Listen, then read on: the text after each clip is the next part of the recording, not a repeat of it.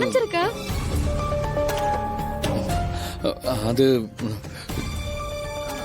என்ன மகா, நீயும் நனைஞ்சிருக்க?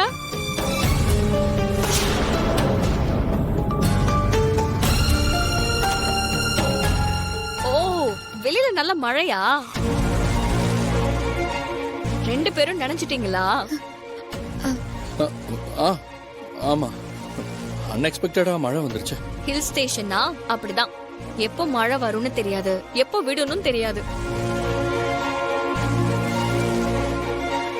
ஆமா, நீ எப்படி இவ்வளவு ஃப்ரெஷ்ஷா இருக்க?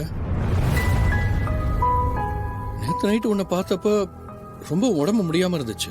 இவ்வளவு ஃபீவரோட இருக்காளே, இன்னைக்கு ப்ரீ வெட்டிங் ஷூட் நடக்குமா நடக்காதான்னு யோசிச்சுக்கிட்டு இருந்தேன். எஸ் திரு, நேத்து எனக்கு ரொம்ப முடியல, எனக்கே தெரிஞ்சது. பாதி தூக்கத்துல நான் என்னென்னமோ ஒளறி கொட்டியிருக்கேன். ஆனா மகா ஒரு செகண்ட் கூட தூங்காம என்ன பக்கத்துல இருந்து பாத்துக்கிட்டா.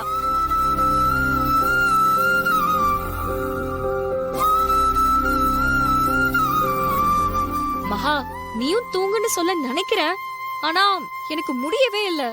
ஒரு வார்த்தை கூட வரல. எனக்கு டெம்பரேச்சர் ரைஸ் ஆனப்பெல்லாம் மகா ஒத்தடம் கொடுத்ததெல்லாம் எனக்கு நல்லா தெரியுது. ஆனா அவளுக்கு ஒரு தேங்க்ஸ் கூட சொல்ல முடியல.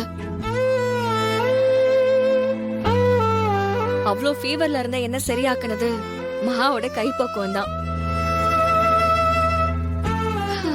இப்போ நம்ம ப்ரீ வெட்டிங் ஷூட் நடக்க போகுதுன்னா அதுக்கு ஒரே ரீசன் மகா தான்.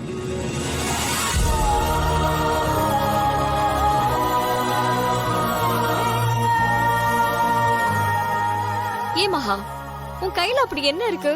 உனக்கு ஞாபகம் இருக்கா? முன்னாடி ஒரு தடவை எனக்கு அம்மா போட்டப்ப நீ தானே என்ன இப்படி ஒரே நாள்ல குணப்படுத்தின. செம்ம கைராசி மகா உனக்கு.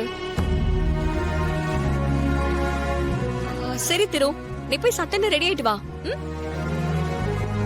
இன்னைக்கு ப்ரீ வெட்டிங் ஷூட்ல நான் சொன்ன மாதிரியே உனக்கு ஒரு சர்ப்ரைஸ் இருக்கு.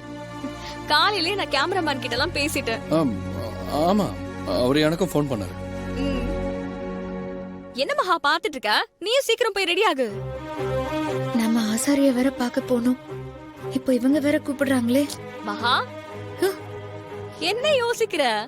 போய் ரெடி ஆகு. தப்பா நினைச்சுக்காதீங்க அக்கா, எனக்கு கொஞ்சம் டயர்டா இருக்கு. நீங்க போயிட்டு வாங்க, நான் கொஞ்சம் ரெஸ்ட் எடுத்துக்கிறேன்.